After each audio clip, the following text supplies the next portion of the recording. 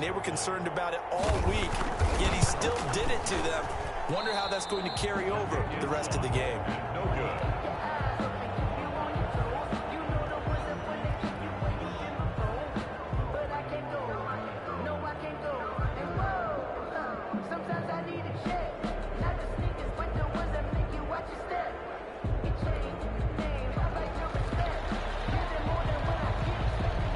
Now he's back out there to boom this one away, maybe with some frustration after the PAT miss. That'll be taken about a yard deep. And ultimately, he stopped right where he would have been if he had simply gone down to a knee at the 25. 5-yard line.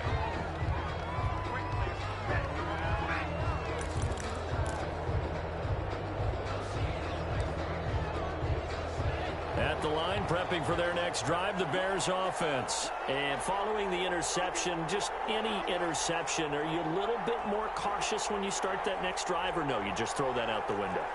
I think you are. I don't think that there's any way you can run back out there and go, totally didn't affect me. Let's just go ahead and be loose with the football again. And he's going to have to eat this one as down he goes. Michael Pierce, in all of his 340-pound glory, gets the sack. So after the sack, a scenario you certainly don't work on too often. 2nd and 24. The Bears with the football. We get set to begin quarter number 2 as they've got it with a second down coming up. Firing quickly here, and that's complete. They'll get 9 there as that sets them up better for 3rd down. A 9-yard gain on the play. And it's 3rd down.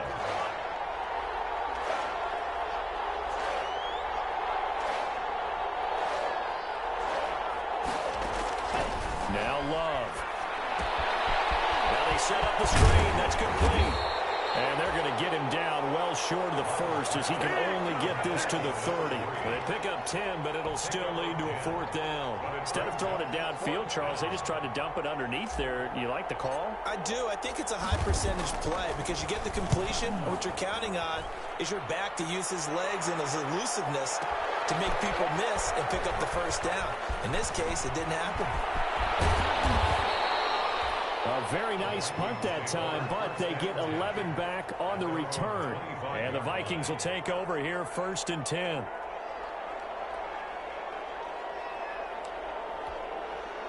Here are the Vikings now to start their next drive. So, Charles, the season winding down, the playoffs obviously not in their future. As they look ahead to the offseason, what spots do they maybe need to fill? Well, I think that they like the guy who's calling the plays and throwing the ball. I think that he's a pretty good player. Needs some help, I think, on the perimeter, though. Help him out with receivers because I think if he gets an upgrade there, his play gets that much better, too. And that is incomplete.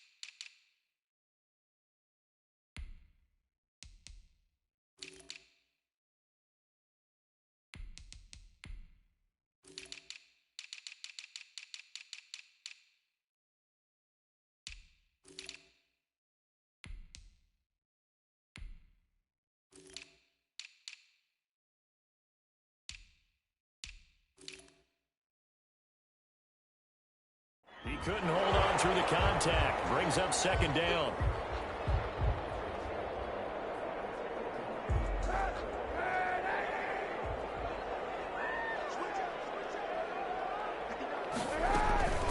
On play action, it's Kaepernick.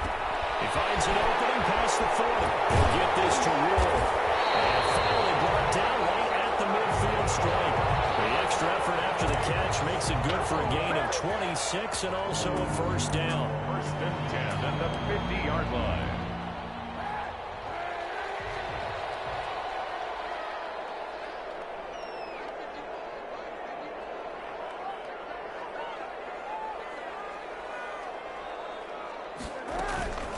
from midfield. Here's Kaepernick. And he's going to be swallowed up. Sacked back at the 45-yard line. That's sacked by Khalil Mack.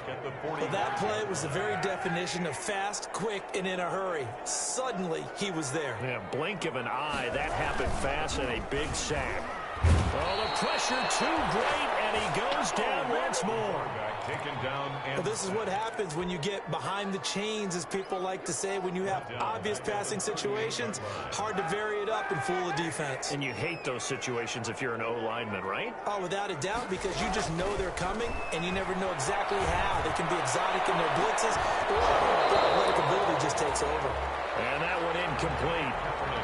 Had some position, but couldn't hold on, and it brings up fourth down. So on fourth down, Britton Colquitt on to punt.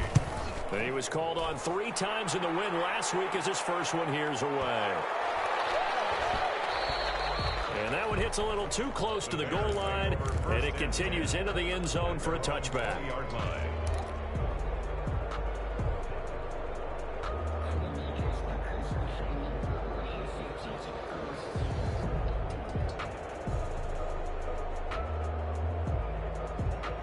The Bears offense ready to go for their next drive. They're still in search of an initial first down as they come up here 1st and 10.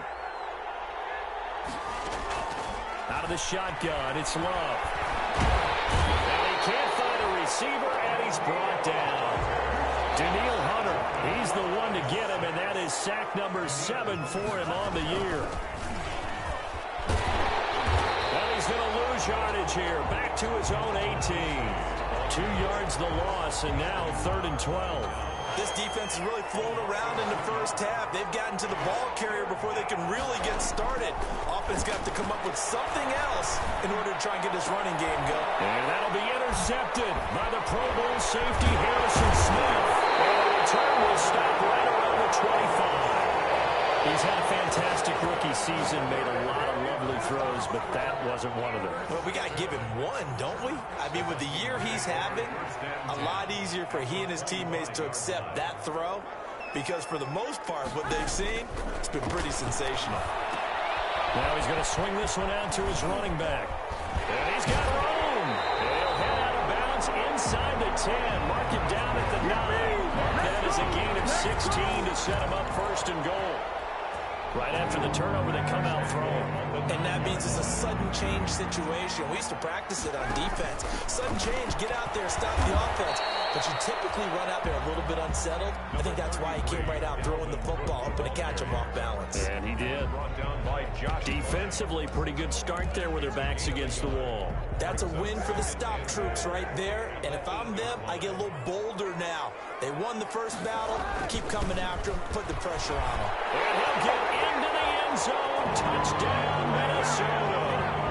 Dalvin Cook with his 2nd TD of the game, his 6th on the year. And the Vikings are going to widen that advantage. And always a good first half when you can hit pay dirt twice. And it never hurts to have that good feeling as the game moves on. Just think about halftime. If that's all he gets, he'll just sit there at the half and think, all right, 2 already. I can get some more. I can get some more. And he'll be encouraging his offensive line to create some space. Fielded in the end zone. And no effort to bring this one out. It's a touchback. At their own 25-yard line. At the line, prepping for their next drive, the Bears offense. And we don't want to call this desperation time, especially in the 2nd quarter, but you're down. You don't want to. No, but let me finish. Okay, my bad. You're down 3 scores already. You've done nothing offensively, nothing on the scoreboard. That's not a good combination. I think you just called it desperation time. I think you did. But let's face it, you mentioned this to me in a break earlier in the game. The energy level hasn't been there right from the start. We've noticed that. They've got to find a way to get on their toes and start punching instead of retreating, to use a boxing analogy.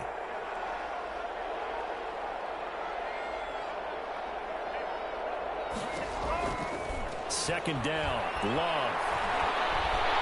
The Vikings after him, and they get there for the sack. 2nd quarter action with 1:59 remaining. A reminder, once we hit halftime, as we do all season, we'll send it down to Jonathan Coachman in Orlando. He'll have all the stats and scores from games in progress around the NFL. The best multitasker in the business. And for the third time here in this half, it's intercepted. Picked up by Mike Hughes. So his struggles just continuing here in the first half, throwing the football. Charles, now 3 interceptions. And they don't feel like they're just great plays by the defense. There's a sense that maybe he's a little careless with the football now.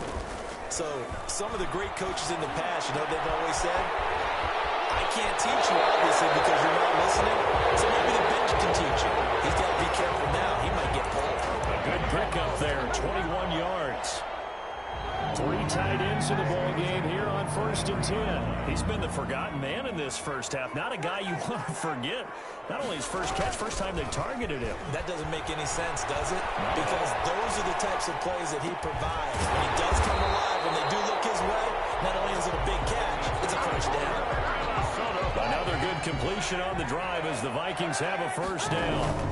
Another tote for the workhorse this afternoon. It's Cook. And they'll get this from the 8 to the 5. Pickup of 3. That gets them 3 yards closer here as it brings up 2nd and goal. A gain of 3 brings up 2nd and goal. And the ball smack dab on the 5-yard line. Here's 2nd and goal. They try again with Cook. And he'll get him a bit closer as he's down to the 2-yard line. They get 3 yards closer, but still work to do. It's 3rd and goal. That didn't just feel like good defense there. That felt like pride, didn't it? He's already gotten into the end zone twice, trying to get there for a 3rd time. No one else out. And this time he is in. Dalvin Cook on his way to a monster game. 3 first-half touchdowns. And the Vikings find a way to stretch their lead. And that stretches the lead to 27. Makes the score Vikings 27, Bears nothing.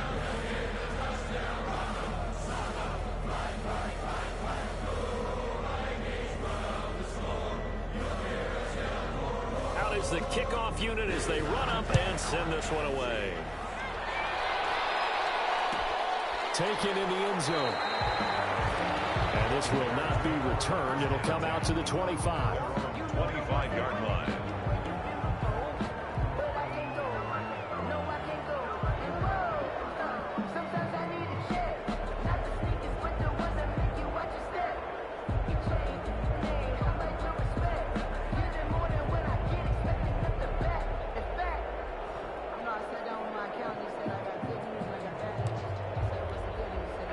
The Bears offense ready to go for their next drive. And you have to figure they won't just sit on the football here in the final minute. The way things have gone, they need to try to make something happen offensively. But maybe they should. Maybe they should sit on it here because of what you just said.